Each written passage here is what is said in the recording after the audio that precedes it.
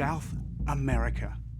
For 500 years, a warrior people ruled over Peru and beyond. They were called the Inca, the people of the sun.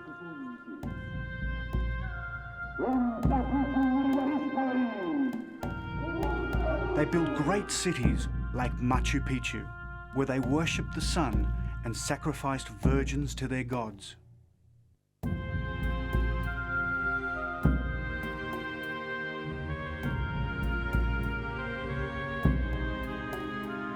Eventually, they would be destroyed by Spanish invaders searching for gold and glory.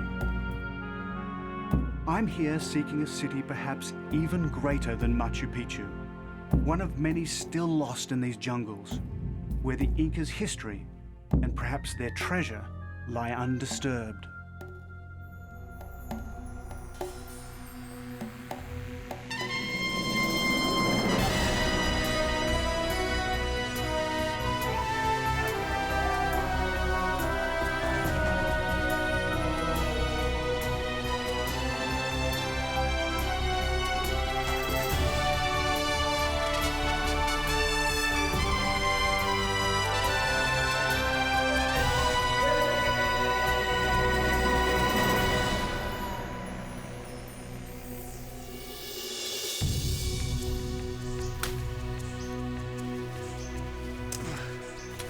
Hi, I'm David Adams, and this is the remote cloud forest of the Peruvian ranges.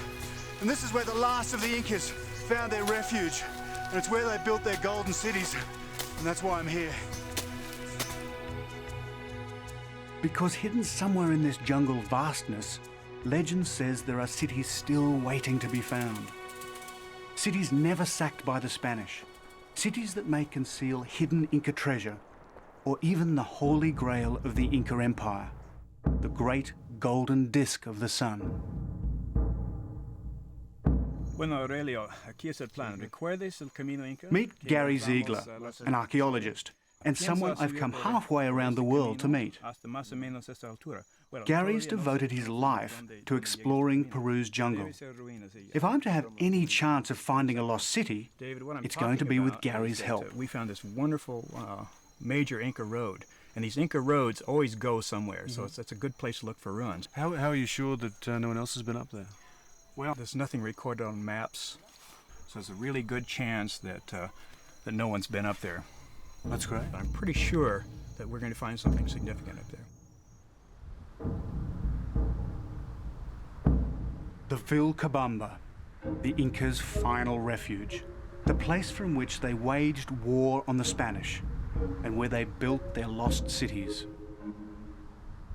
To get there, I plan to head through this sacred valley, down the Urubamba River, before arriving at the very edge of the Amazon basin.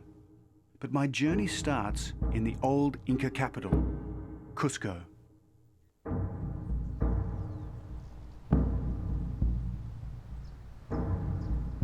In the late afternoon light, it's easy to imagine Cusco in its heyday, as the city of gold, so intoxicating to the first Europeans to see it.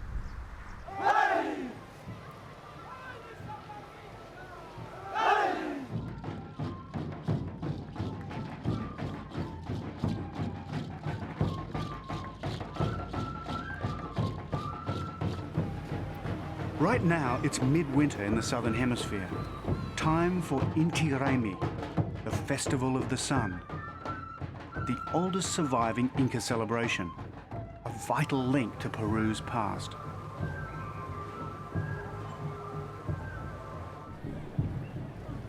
Gary Ziegler's seen it all before, though.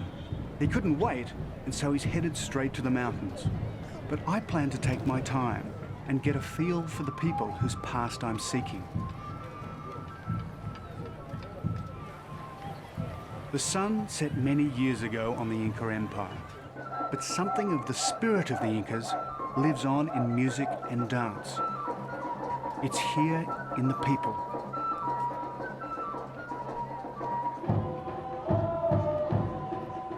And it's here in the stones of the buildings, so perfectly constructed 500 years ago.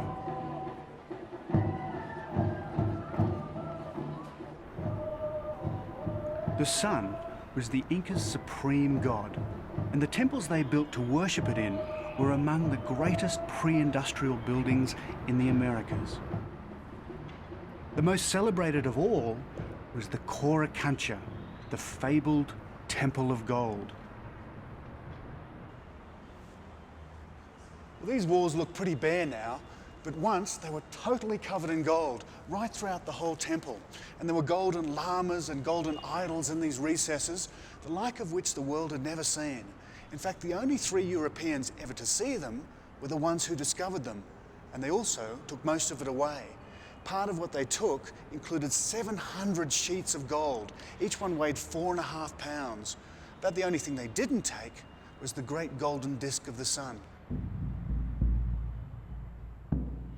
But someone did take it, because by the time the Spanish returned to get it, it was gone.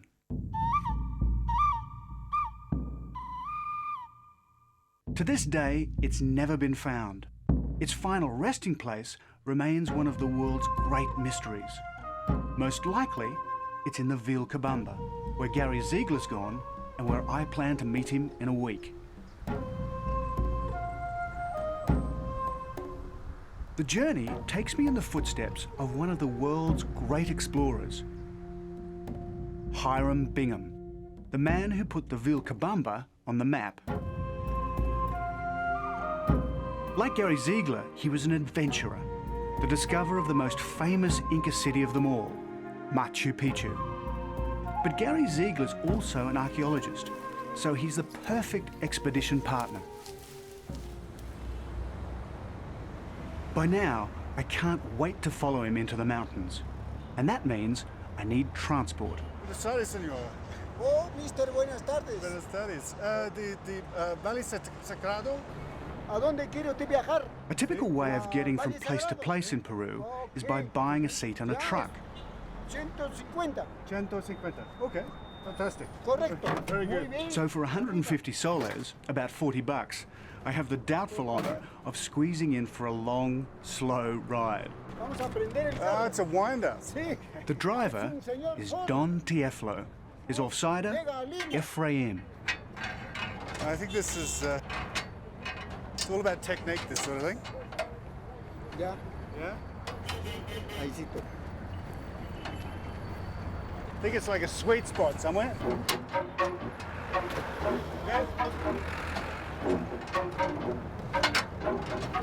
Amigo Efraín, Efrain, por favor, can you give us a hand, mate? manito.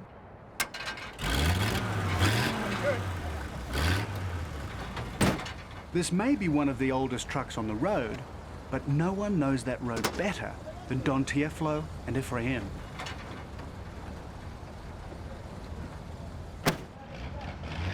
With their help, I will follow a trail over 500 years old, a trail that leads deep into the Peruvian rainforest, to a place of ritual sacrifice, sun worship, and golden cities, the lost realm of the Incas.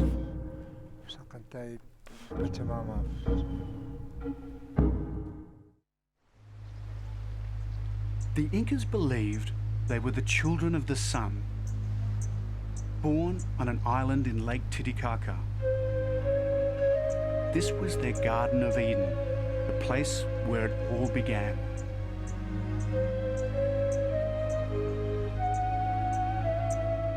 Where I'm going, though, is the place where it all ended. The place where the Incas made their last stand against the Spanish, and where they're supposed to have built their lost cities.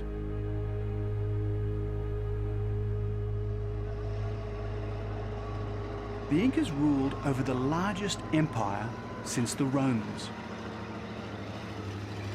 And like the Romans, they built an elaborate network of roads, stretching from the equator halfway to the South Pole, and crisscrossing the continent from the Amazon all the way to the Pacific.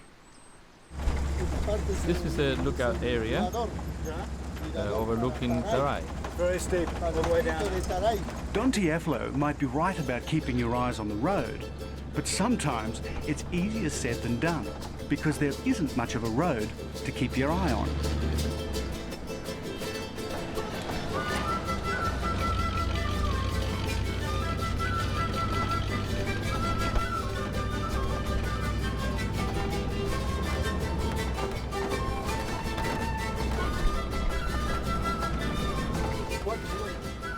He's agreed to take me to the top end of the Sacred Valley, to the town of Ollantaytambo, where I plan to hire porters for my journey into the Vilcabamba.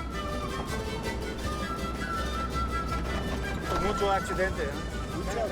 Yes, there have been many accidents. The road is full of sharp bends.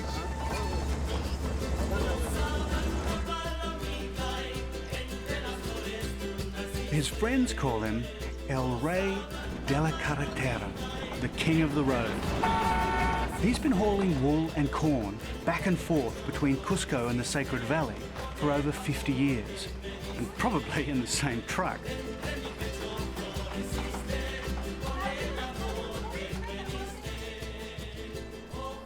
On a hillside near the ruins of Picchu, I get my first look at the Urubamba Valley, the Sacred Valley. Esta quebrada, este valle, pequeño valle. This gully along this small valley ends up in a creek which flows into a big river, the Vilcanota River, which goes down to the Sacred Valley of the Incas. Valle Sagrado de los Incas. I can't believe it's amazing that they built them by hand, right? Sí. Luego las andenerías. Then the terraces of the ruins of Picchu. Pisa.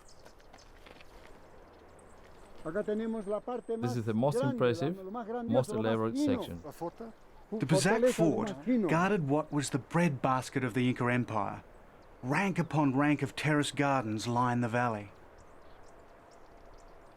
When the Spanish first arrived, they were still planted with corn and potatoes that were the staple foods of the 15 million strong Inca nation. These days, most lie overgrown and ignored. In fact, Peru produces less food today than it did before the Spanish conquest.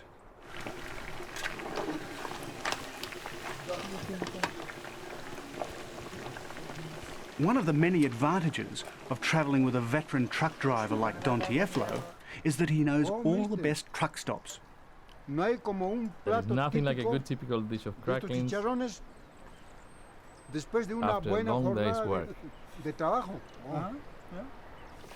You find small roadside kitchens like this all over Peru, serving up the same food that kept the Incas going, corn and potatoes, with the favourite meat of the conquistadors, pork, in this case, deep fried. Good food. Very good food. Very good food. Casera, por favor. 3 Tres glasses of chichas. chicha, please.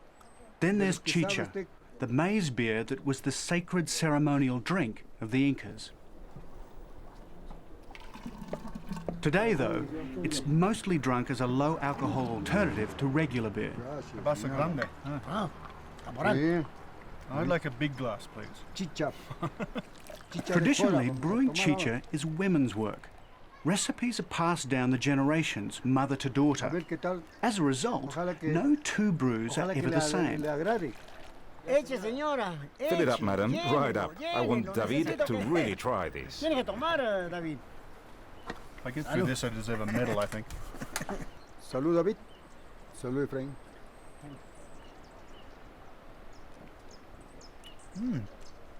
That's actually very good. ¿Qué tal? But they do all have three things in common: maize, water, and a magic La ingredient. chicha la preparan con jora. Uh-huh. Y las mujeres mastican un poco y ¡ta! Para que fermente. No, Sí. what he's just told me is this stuff is prepared by basically women chewing the corn up in their mouths and then spitting it into a barrel, and then it ferments. It doesn't taste as good as I thought it did. No, not for me. Oye, oye, ya pues toma. Salud. Toma, toma, pues este hombre.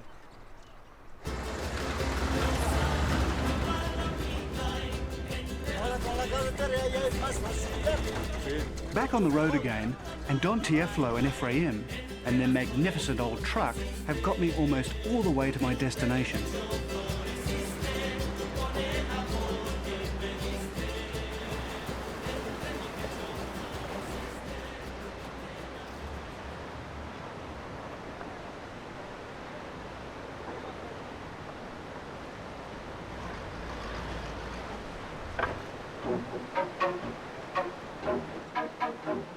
Of all places to stall in the Sacred Valley, this is probably the worst.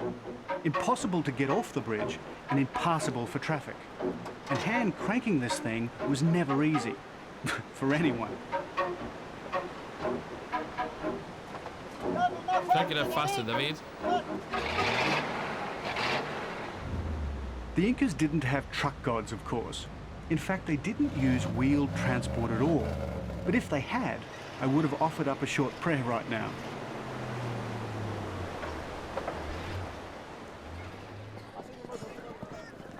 Getting to Ollantaytambo on time provides an unexpected bonus. The day we arrive, a local carnival is in full swing. People have come into town from all the surrounding villages. This means I can most likely hire the porters for my journey right here. Not having to go from village to village will save days. David, te presento a Alejandro. Alejandro is from the Patacancha Valley, the same valley Hiram Bingham hired his porters from. Del Valle Patacancha. 5 hombres. Kami con mas kamun ki sokta planisheki campus en ispa. Ya, muy bien. Poconche kaman. Thanks a lot. Okay. I think I've got my porters. Which means I can have the rest of the day off to enjoy the carnival.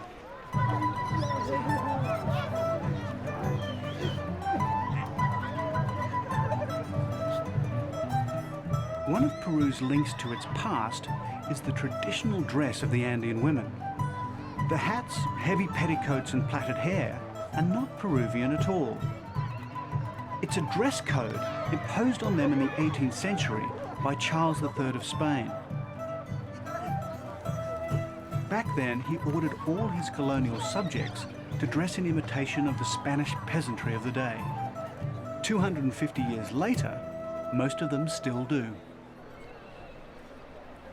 The main event is a competition where riders try to grab a corn cob suspended on a rope. The idea is simple enough, but like trying to start Don Tieflo's truck, it's not as easy as you might think.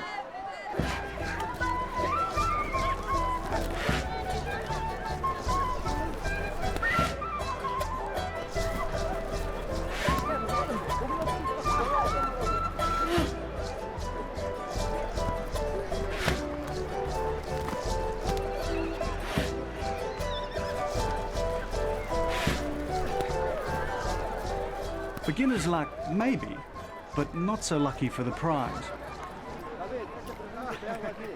No, thank you for you. Didn't quite bank on that. I don't think I'll be able to get tickets through customs. Thanks.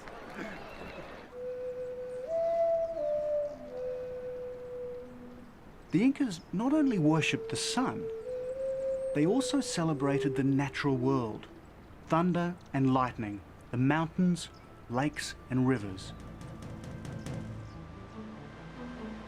The Urubamba River is one of the Incas' most sacred. And when you see it at its mighty, thundering wildest, it's easy to understand why.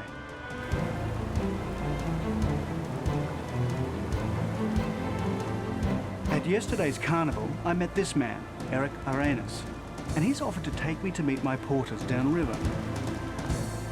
It's a 9-hour walk to our rendezvous point, or about 90 minutes by river.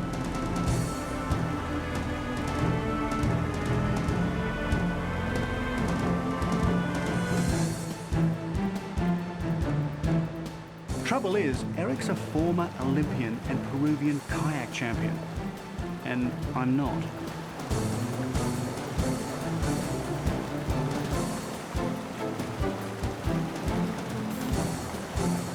This is as good as whitewater kayaking gets, and as dangerous. Get caught in the undertow on the wrong side of one of these rocks, and your kayak will snap in two, and so will you. For me, this is a recurring cycle of terror, adrenaline rush, and calm. But when you fall in, it's nothing but terror.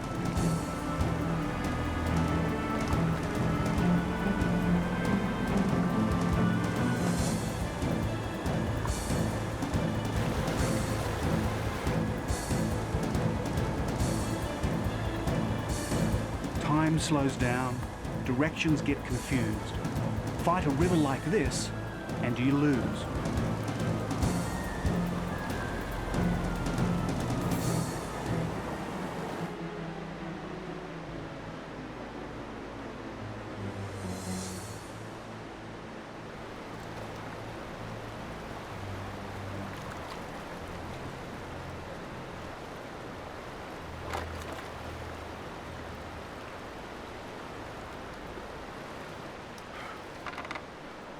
Well, I've been out of my depth there, but at least I'm here. I'm going to save these as well.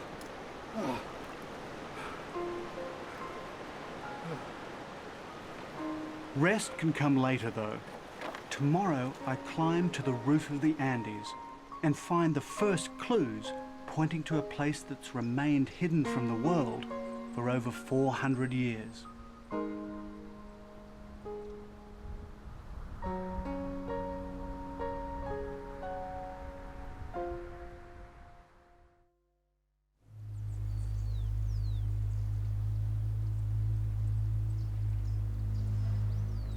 "400 years ago, a band of Spanish soldiers emerged from the Peruvian jungle to gaze on this land, their long-sought prize, the Vilcabamba.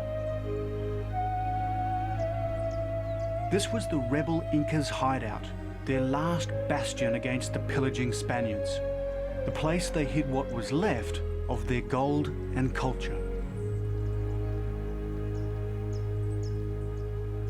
I must go deep into this mountain stronghold, from the edge of the Sacred Valley through the high mountain passes of the Andes to Urac, Rumi.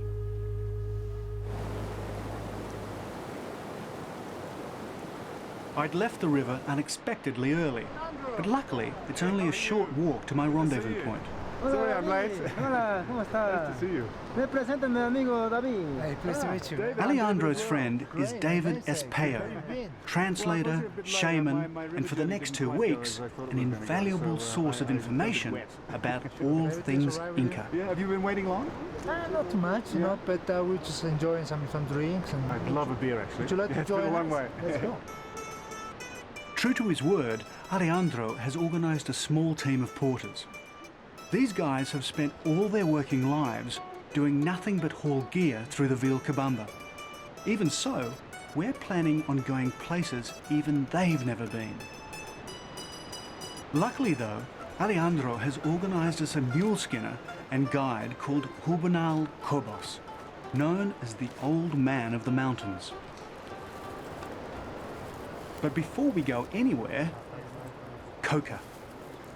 Just about everyone in the mountains chews these bitter-tasting leaves. So, how do you take this? Well, basically what you have to do is take the end of the leaves. Before you chew it, you just off the mother. Coca was sacred to the Inca, which is hardly surprising as it's a kind of wonder plant. It suppresses hunger and altitude sickness, relieves stomach aches. It even allegedly eases the pain of childbirth. But most of all, it provides energy. The only thing this stuff doesn't do is give you a high. Despite being the same stuff that they make cocaine from, you'd have to actually eat about a ton of it just to get any narcotic effect. It's more like coffee. It just gives you a good buzz when you're up in the mountains. It's said that by chewing coca, Inca messengers could run 150 miles a day. We're planning a much more modest 10 miles.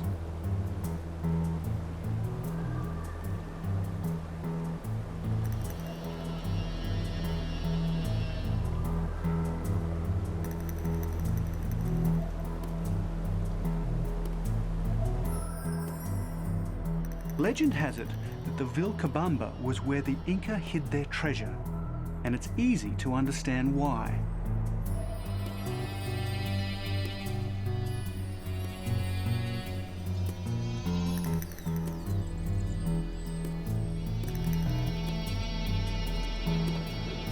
It's not just that it's a long way from anywhere, it's also the crippling combination of the terrain coupled with the altitude.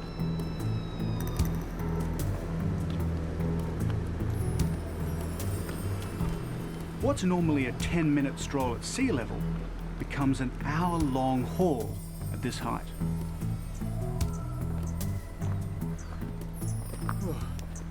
When Hiram Bingham first came up here, he was an absolute amateur, and so it really hit him hard. We're nearly at 10,000 feet, and he'd be stopping every 50 feet. Well, I can understand why. It's a pretty hard slog up here.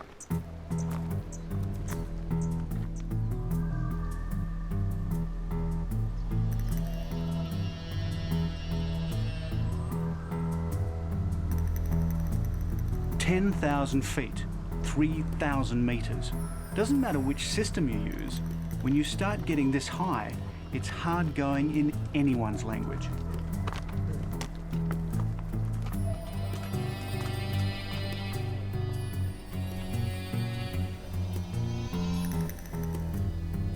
The Andes Range is the longest mountain chain on Earth. The terrain varies from jungle to glaciated ice peaks.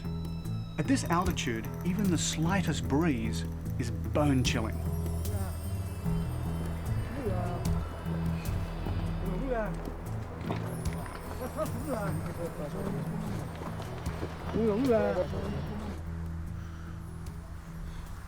It's getting cold up here, you know? You know, we have a saying here in the Andes. Yeah, what? Sasanke nyam purinapa kashan. What does that mean? Whatever goes up, keeps on going up. What do you think? Man, I'm just going to be happy when we start going down. Sadly, that's still a long way away.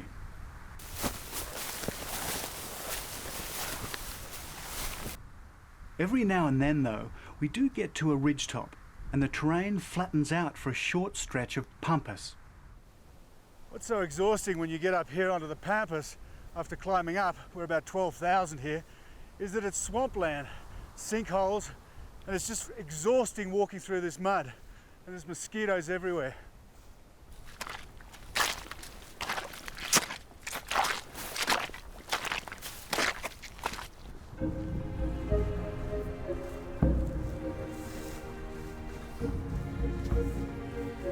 But where there's water, there's often an Inca site, because a reliable water supply was an essential requirement when the Incas were looking for places to build their cities.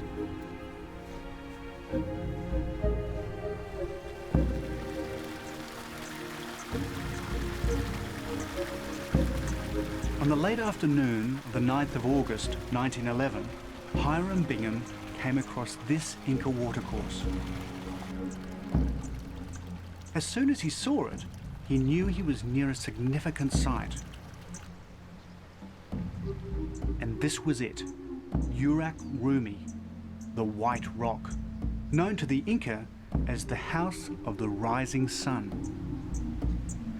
Well, there's not much of a house left these days. And the White Rock is more of a black rock because of the lichen covering it.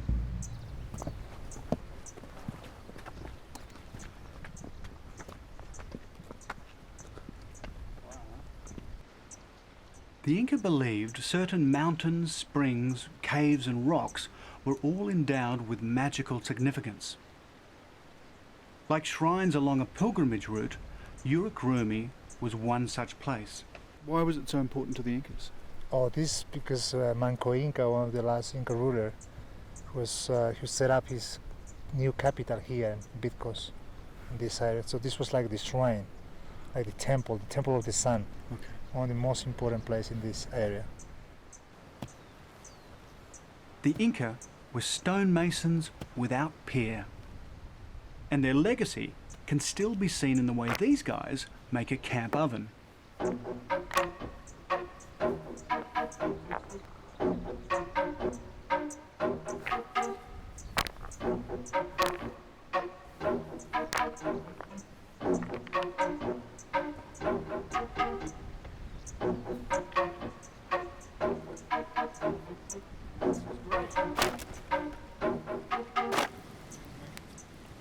The idea is to light a fire inside, heat the rocks until they're ready to explode, then throw in your potatoes, collapse the stones, and put on your meat. Cover it all over, and then let it cook for an hour or so.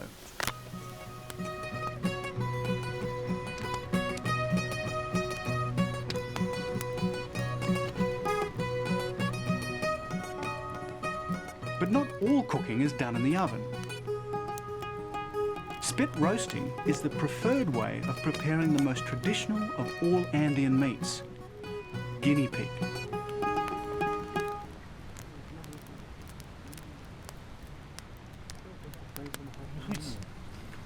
Oh, it's good. You like it? Yeah. So did the Incas eat a lot of guinea pigs?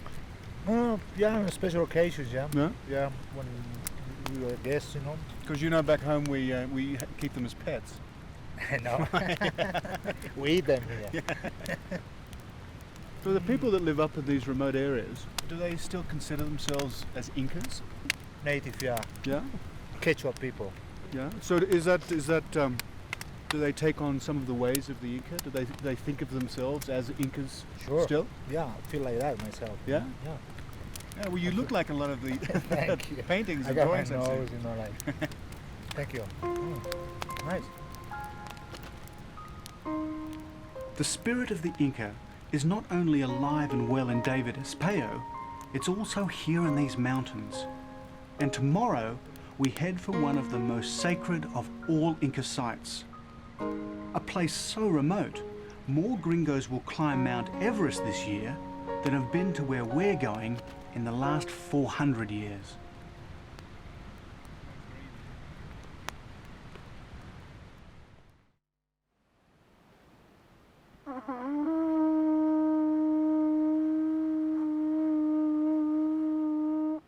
High on a mountain plateau in the Peruvian Andes, a ceremony to greet the dawn, unchanged since the time of the Inca.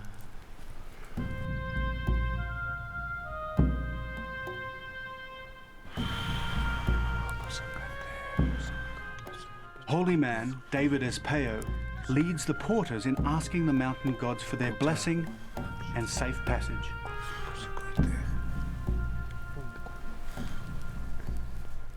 Today we must climb to one of the most sacred of all sites in the Vilcabamba, Inca Holy. But first, we present gifts to the mountains, and the nature of our destination demands only the most powerful offerings.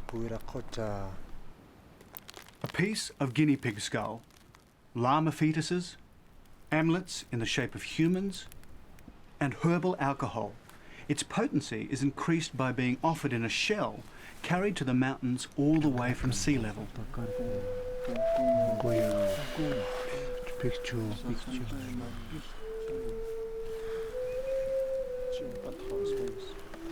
Only after the mountain gods have been invoked and the offerings burnt can the next stage of my journey commence.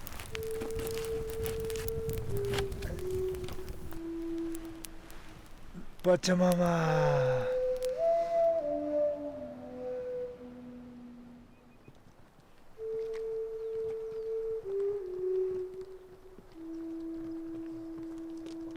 This is the hardest leg of all.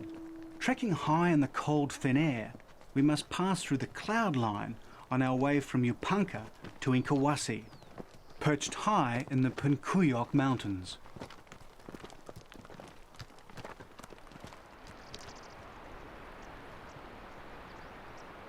Yupanka's where we agreed to meet archaeologist Gary Ziegler, so David Espeo and I decide to strike out on our own, leaving the porters to locate Gary's campsite. Weather in the Andes can change in moments. This is called cloud forest for a good reason, and it's not long before the drizzle starts. They may have been among the greatest road builders of all time, but maintenance in the Andes seems to have died out with the last Inca.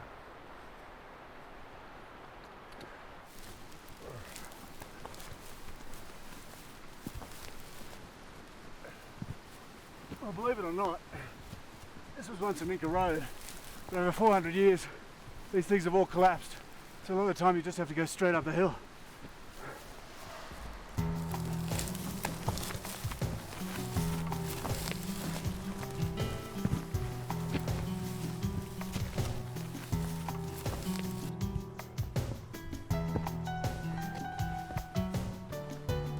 The Inca also ripped up many of the Vilcabamba's roads and pathways so the Spanish couldn't follow them, especially if they led to an important place like Incahuasi.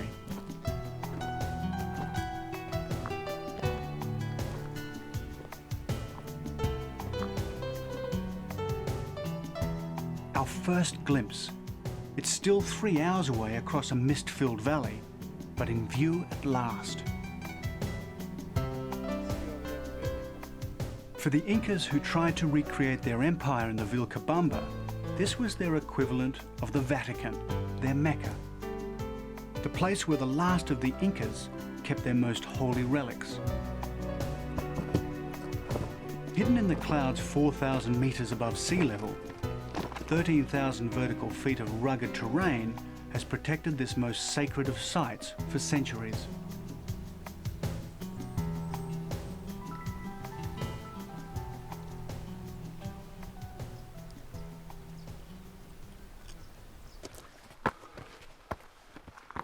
Even when you're almost there, climbing the carved steps leading to the top of the ridge is equivalent to taking the stairs to the top of the Empire State Building. 6 hours after leaving the porters, we finally arrive. And right on cue, the sun comes out. And this is where they think the golden disc of the sun came? Looks like, this looks like a place here, I mean... Incahuasi is a testament to the decline and fall of the Inca Empire. It's one of the highest, in the Vilcabamba mountain range.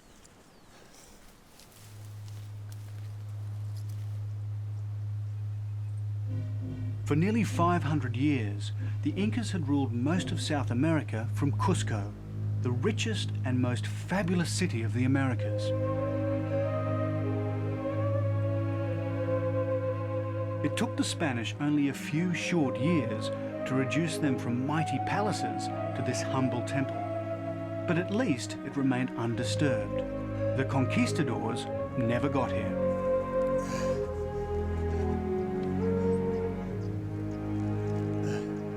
It doesn't surprise me that the Spanish didn't get up here. Their horses couldn't have walked up, and with all that body armor, it would have been impossible. It also doesn't surprise me that Bingham didn't get up here, because this really is a hell of a hike. What is surprising is that the Incas got up here at all and built this place.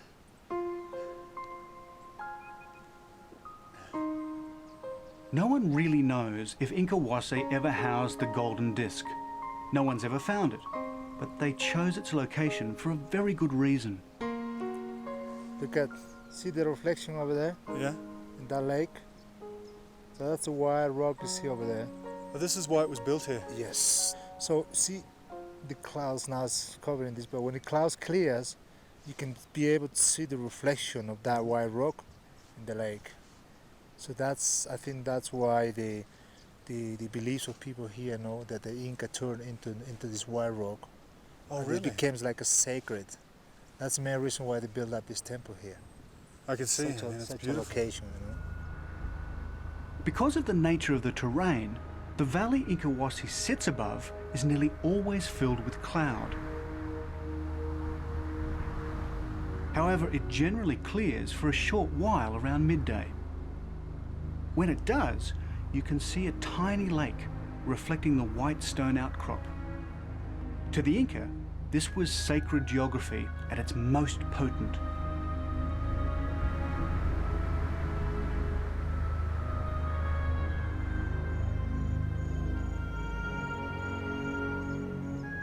Our two-man pilgrimage over, and we're in luck.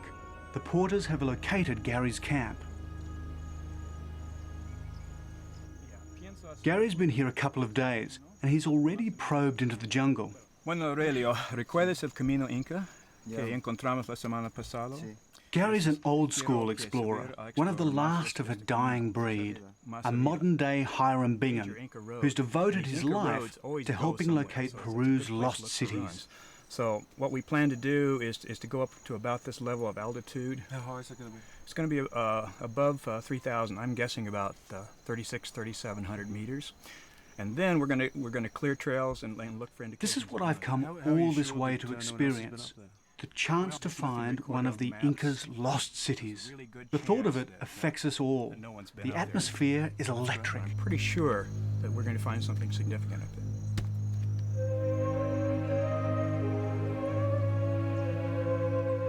And find something we did, like Hiram Bingham 90 years before us.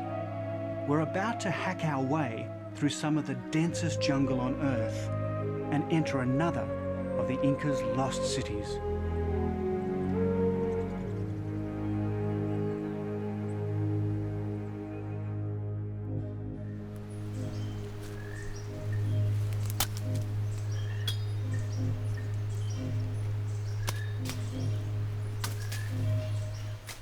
Peru's Vilcabamba region is home to some of the densest jungle on the planet. This is the domain of the puma, the scorpion, and the deadly bushmaster viper. But right now, they're the least of my worries. One of the things about travelling in this jungle is all the bugs that get you. I've actually got one, a really fierce one, called the puma wakanchi, which translates to make the puma cry. And I tell you, when it bites you, it really does.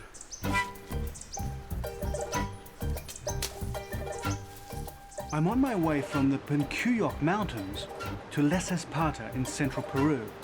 But before we can go anywhere, we must cross the sacred Vilcanota River. Here we go, guys. Now this river is full. The Vilcabamba is cut off on all sides by rivers. That's what made it such a perfect stronghold for the Inca. Okay, I'm going out over the edge. Okay. I'm out. Gotcha. Oh. And while getting across is one thing, getting out is quite another. Good.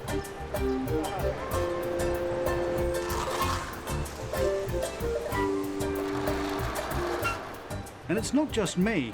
There's quite an art to keeping this thing steady. On dry land, the porters are as sure-footed as they come, but even they find the river crossing challenging.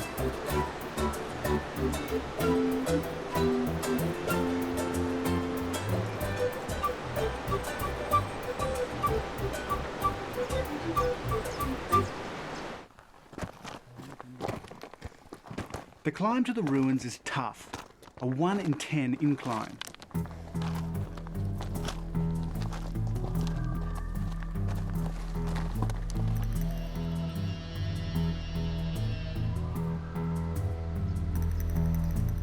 Pack a trail out here one day, and 6 months later, it's gone, reclaimed by the jungle.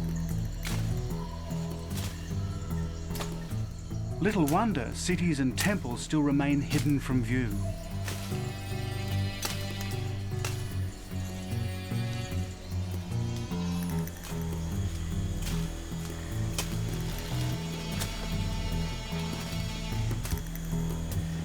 After 4 hours of steady marching, a glimpse of a wall. Then another.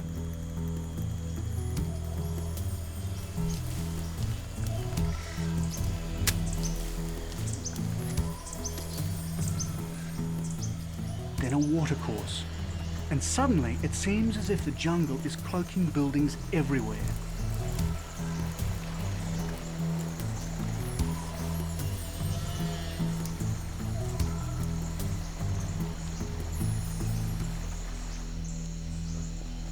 Oh, this is amazing. Look at this wall. Can you believe this?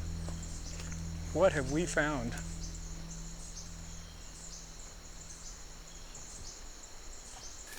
In amazement, we push forward through the overgrown streets and into buildings long ruined.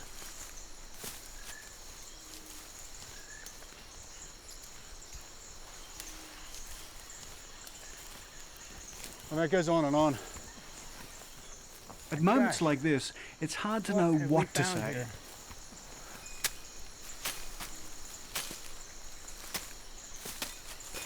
David, look at this window. This is definitely Inca. It keeps going.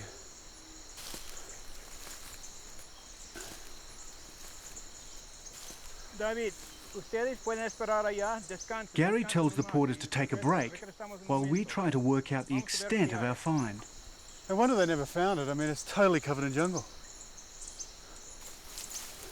I don't even know what to say. I don't have the foggiest of what. Have you ever seen anything this big? Is this the biggest thing you found? I think it is. I have no idea the extent of it.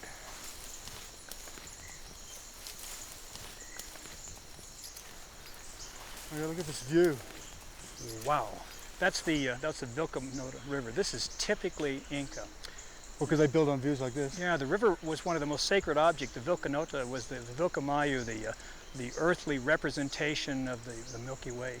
One of the most important things to the Inca. This is really overgrown too. This could well be a temple to the river. And I'll bet, up in the clouds, I'll bet we're looking exactly at the ice peak Veronica, which was also very important. So this could be a really major find. Yeah. Yeah? We don't know what we've got. We just, we're going to get the guys up here and clear it and see if we have time to see what else is around us. There's got to be more. Well, let's get a break. Okay, let's take a break. And, I'm about wiped out. How about you? But when you've got ruins to clear, breaks don't last long. At first, we put our backs into it.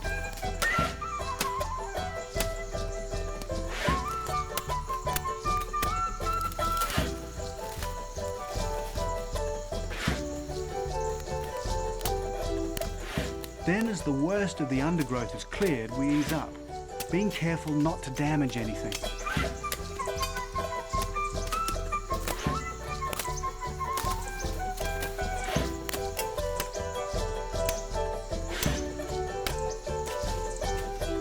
And gradually, the building starts to take shape. Moss-covered walls see daylight for the first time in centuries. Before too long, the jungle starts to give up its secret.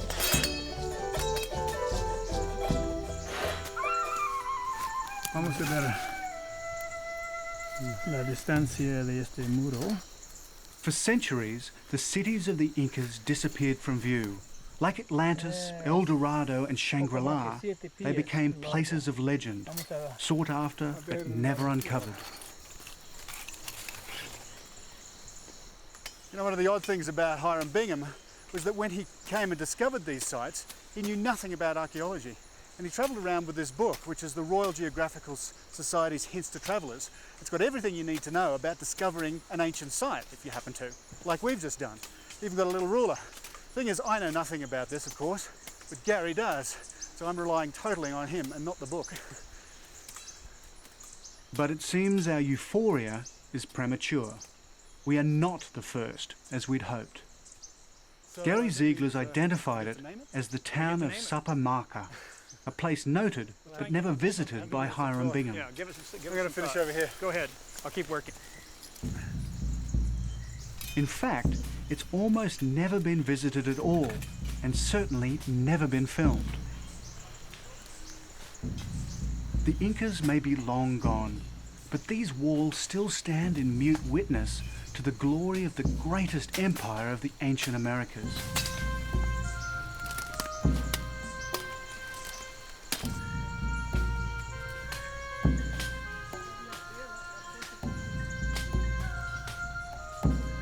I wonder what may lie hidden and forgotten here. Lost gold, the sweat of the sun as the Incas called it, maybe even the golden disc itself. I had set out from the other side of the planet to find such a place. Now it will be for others to take on the painstaking work of exploration.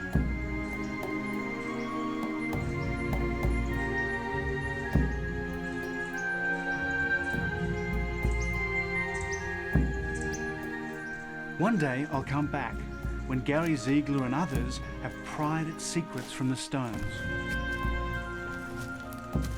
For now, though, it's enough just to know that there are places like this, still waiting to be found. And that is what always keeps me going on my journeys to the ends of the earth.